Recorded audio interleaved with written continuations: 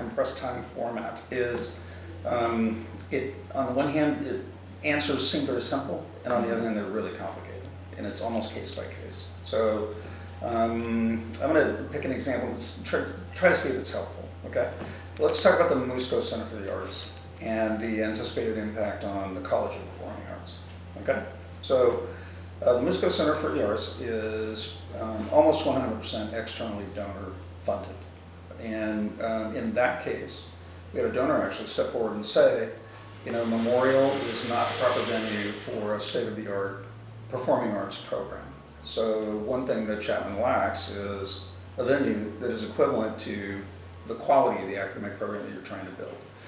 The other thing that Chapman lacks is a facility that would serve as a town gown relationship builder. So every university is surrounded by some kind of community, and you always try to build goodwill and so on. And this donor has seen other institutions, you all know who it is, and realized that we were deficient in this area and said, I'm going to provide a leadership gift. And let's try to raise all the cash so it doesn't drain the university, right? So naturally speaking, we want to try to combine our resources with state resources and federal resources, and loans are a big part of it as well. But generally speaking, with our financial aid office, one of the biggest jobs they have is administering the over $100 million of Chapman-funded scholarships and grants, as well as being good stewards for state funds and federal funds. It's, you know, we have to be in compliance with federal and state laws when we distribute those funds, and that's why we have to follow the rules of what the FAFSA says. We, over 85% of our students are on financial aid, so I mean it's more important than anything else in the majority of our families.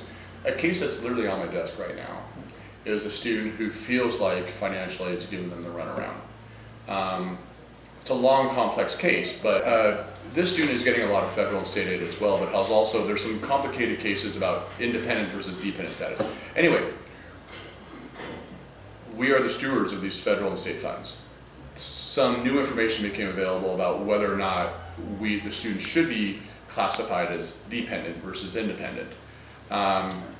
And feels like the student really, I mean, we're asking for some very specific information because we have to literally examine every document that the federal regulations require us to do. And he feels like he's getting the runaround, but this is our responsibility. I mean, we are spending federal and state funds to do this, and if we are out of compliance, we run the risk of losing all eligibility for federal and state aid. So we take the job really seriously. It's regulatory heavy by design, because there's hundreds of millions of dollars in federal financial aid every year. So if we did our job sloppily and we didn't spend the money wisely or judiciously, we would be out of compliance. Okay. Here's the bottom line. 65% of the expenses of the institution are personnel. Okay? And if you protect academic freedom and believe in tenure, then the majority of that 65% is for faculty. If faculty are protected by tenure, you can't fire them. So all these claims that we should be doing this fabulous job of cutting our expenses, the only way we could have a material effect on the expense base would be to mess with faculty. Okay, we don't want to do that. I mean, we're hiring faculty to maintain our student-faculty ratio. It's part of what we believe is a critical indicator of quality, right? So when you look at the expenses of the institution, there is no simple solution for reducing. So the way you level all this out, the way you grow and invest in new programs, and the way you take care of the good people who are already here, right, is primarily through that tuition revenue. We're converting adjunct positions into full-time teaching positions. These are non-tenure track, but full-time. And the expectation of those positions is that they will teach. They don't have the significant research expectations of a tenure track faculty member. And we're hoping that this is perceived by many as more equitable and fair treatment, right?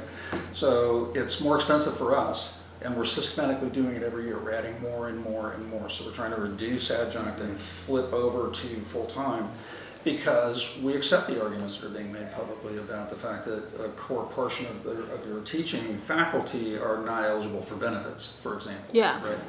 So because everything in budget operations is a balancing act, It's not that we can just go and do it overnight, right? Because it's a very significant set of numbers, but we're steadily making progress. Is it expensive to make an adjunct professor a full-time professor? Is that It's costly? expensive primarily, yeah, it is. It's both in terms of the base salary and also in terms of the benefits that we want to extend. Being able to hire adjuncts gives us a pipeline of a test run, if you will, for future full-time professors. But think about film. Film is a great example, but doesn't really fit the traditional academic areas of social sciences or humanities. You could hire a full-time faculty member, and the teaching load could be, let's say it's a 3-3 where they teach 3 classes each term, or you could hire 3 adjuncts who have specialties and are working professions in the industry and can come down and really work specifically about industry standard, real-time issues that benefit the students. Less theory. But the problem is the Dodge College would be, in the traditional higher ed model, would be ridiculed for having too many adjuncts, but sometimes those adjuncts, being working professionals, are ones who are actually the folks who are hiring our students. So it doesn't work in all fields, especially in Dodge. Not to say that they're better, they bring a skill set, a real-time working in the profession. Also, they help us back to the prestige factor. These are professionals who are working in the industry who choose to teach at Chapman. And they're going to be hiring a talent pool, our students, who have a chance to meet them in class, but work on real projects that are happening in real time. But in the traditional accreditation world in which we live, having too many adjuncts is considered a bad thing. So ironically, in this case, the traditional model of history or psychology or philosophy, we have tenure track professors, that's kind of the model in which accreditation and review was built on. But it doesn't really translate to things like Dodge College. But we have to try to convert some of the Dodge College faculty to full-time as well. Frankly, it's probably equally as expensive, and you would know more about this than I would, it's probably equally as expensive to hire a full-time professor in Dodge than it would be to hire 3 or 4 part-timers and literally send a limo service to LA every time they come down to campus and bring them to class and whisk them home and make it very convenient for them to come down to Orange County. In the end, all those expenses associated with transportation and everything else probably would be less because you're not paying benefits. But the question is, what happens in the classroom?